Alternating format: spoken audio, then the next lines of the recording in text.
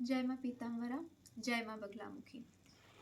मैं मनीषा, मैं पश्चिम बंगाल से हूँ और मैं गुरुदेव जी के सानिध्य में माँ बगलामुखी माता की 36 अक्षरी मंत्र का 3600 मंत्र जाप पूर्ण किया और उसकी दशांश हवन आज गुरु जी के सानिध्य में आके सावंगी शक्ति पीठ में मैंने पूर्ण की।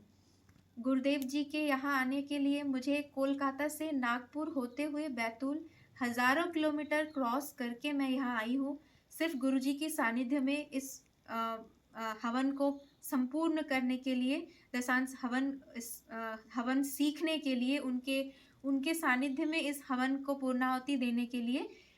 और इस दशांश हवन के बारे में अब गुरु जी कुछ बातें बोलेंगे।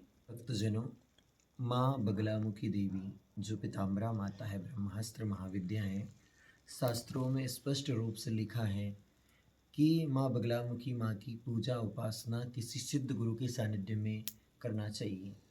सिद्ध गुरु जैसे कि ये अगर शरबत होती और अगर शरबत के सामने जो मक्खियाँ भिनभिनाती रहती, जो इसमें डूबना नहीं चाहती, तो बहुत सारे लोग ऐसे पंडित विद्वान होते सामान्य जो माँ बगलामुखी माँ के गुण रहस्य के बारे में जानते नहीं हैं लेकिन कर्मकांड करते हैं।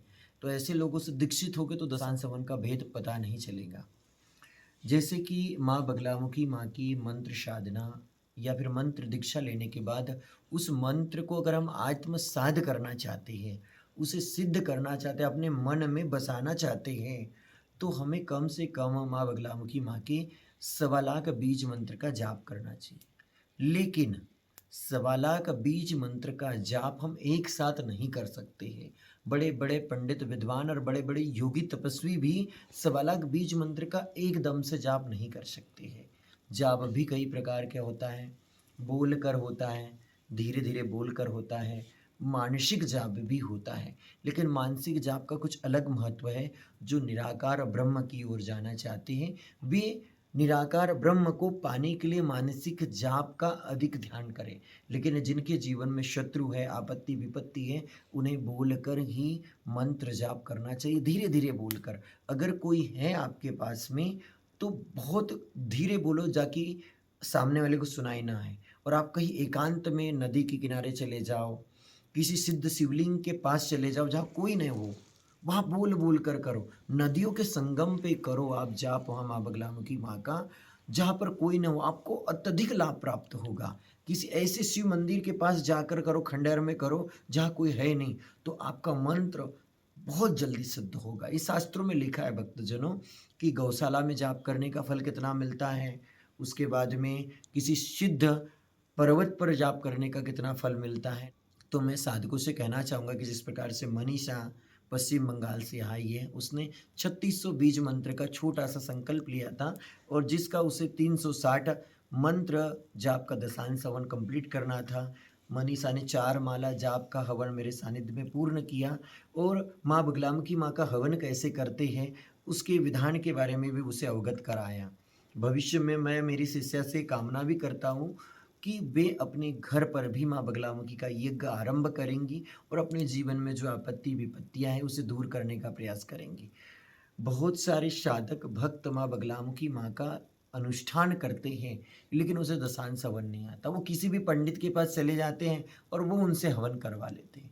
जब आपने जाप किया था, जब आपने संकल्प लिया था, तो उसका दशांश हवन आपको करना चाहिए बोल कर। मैंने मेरी कुछ शिष्याओं के हवन भी मैंने दशांश हवन किए हैं, लेकिन मैंने अपनी मंत्र शक्ति, मंत्र ध्वनि को दिया है। अर्थात कि अगर मनीषा जिस सिस्टम से, जिस मंत्र की स्पीड से, जिस मंत्र में फट लगा रही कि स्वाहा लगा रही, उस गति के हिसाब से 11,000 बीज मंत्र का अगर आप दशांश हवन करना चाहते हो तो वो कम से कम 1100 मंत्र जाप होगा। अगर 21,000 मंत्र का जाप करना चाह रहे हो आप तो उसका दशांश हवन आपको 2100 करना होगा, अर्थात 21 माला करना होगा। 36,000 बीज मंत्र का जाप कर रहे हो तो आपको 3,600 जाप करना होगा। तो इस प्रकार से माँ बगलामुखी माँ के मंत्र जाप के बाद में उसका हमें दशांश करना चाहिए, अर्थात सर्जन, अर्जन और विसर्जन। हम सबसे पहले माँ बगलामुखी का अनुष्ठान करने के लिए आधार शक्तिपीठ की स्थापना करते हैं, कलश की स्थापना करते हैं, फिर 9 दिन सेवा करते हैं, मंत्र जाप करते हैं और फिर उसके बाद में 10वें दिन हम हवन करेंगे, कन्या भोज करेंगे या ब्राह्मण भोज करेंगे और फिर हवन के माध्यम से हमारा दशांश हवन पूर्ण करेंगे। तो जो मनुष्य दिव्य औषधियों को लाकर जो माँ बगलामुखी यज्ञ में लगती, जैसे काली तिल, राई, पीली सरसों, हनुमान दाना, बजरंग दाना, जटाशंकर, जटामासी और कई प्रकार की ऐसी गुप्त औषधियाँ हैं जो गुरु अपने शिष्यों को स्वयं ही बताता है कि सामग्री की आवश्यकता है। जैसे कि अगर मनीषा है, इसके जीवन में शत्रुओं का बहुत आतंक मचा हुआ है और ये शत्रुओं को मारना चाहती है, अर्थात उनकी बुद्धि का नाश करना चाहती है, तो उसे हवन सामग्री में भैंस का घी भी मिलाना होगा। तो ऐसी कई बहुत सी ऐसी गुप्त सामग्रियाँ हैं जो गुरु अपने शिष्य की समस्याओं को देखते हुए उसे बताता है। बहुत सारे ऐसे मंदिर हैं माँ बगलामुखी माँ के नाम से जो सिर्फ पूजा अर्चना के लिए हैं, लेकिन वहाँ साधक नहीं रहते। जहाँ साधक नहीं रहते वहाँ आपको न ही बगलामुखी साधना का पूर्ण विधान बताया जाएगा, न ही आपको हवन के बारे में बताया जाएगा, न ही दशांश हवन के बारे में बताया जाएगा। इसीलिए आप सभी से कहना चाहूँगा कि गुरु अच्छे हो, गुरु सिद्ध हो, गुरु दिव्य हो और गुरु एक योगी हो, गुरु एक तपस्वी हो, गुरु एक टीचर हो जो अपने शिष्य को बता सके कि सबसे पहले अगर मोटरसाइकिल लाई है तो उसके ऊपर बिना चालू करे ही बैठ कर देखो।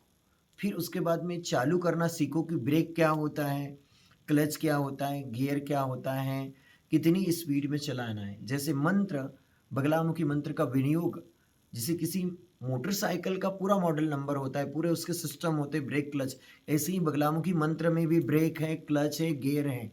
जैसे ओम अक्ष श्री बगलामुखी मंत्रस्य नारद ऋषि त्रिष्टुप छंद बगलामुखी देवता रीम बीजम स्वाशक्ति ममा भीष्ट सिद्धर्ते जप विनियोग, कि माँ बगलामुखी मंत्र के जो ऋषि हैं वह देव ऋषि हैं। इस मंत्र के जो देवता है बगलामुखी माता जी हैं। इस मंत्र की जो शक्ति है वो स्वाहा है और इस मंत्र का जो गुण रहस्य भगवती बगलामुखी माँ में समाहित है। इसीलिए आप सभी भक्त लोगों को अच्छे गुरु की प्राप्ति होना चाहिए। आप सभी अगर दशांश हवन करना चाहते हो, माँ बगलामुखी का व्रत पूजा अनुष्ठान करना चाहते हो, तो आप माँ बगलामुखी पीठ सावंगी से जुड़ें, आप मेरे सानिध्य में करें और माँ बगलामुखी माँ का हवन करने के लिए आप सावंगी आ सकते हो। अगर आप माँ बगलामुखी पीठ सावंगी जिला बैतूल मध्य प्रदेश आना चाहते हो तो आप भोपाल से सीधा बैतूल आ सकते हो। बैतूल में आपको होटल, आपको ट्रेन की सुविधा प्राप्त हो जाएंगी, रुकने की सुविधा प्राप्त हो जाएंगी और बैतूल से अगर आठनेर आते हो तो यहाँ भी आपको रुकने की व्यवस्था हो जाएंगी और फिर आप माँ के पीठ आकर माँ का दर्शन करें, माँ का आशीर्वाद प्राप्त करें, हवन करें। जय माता की।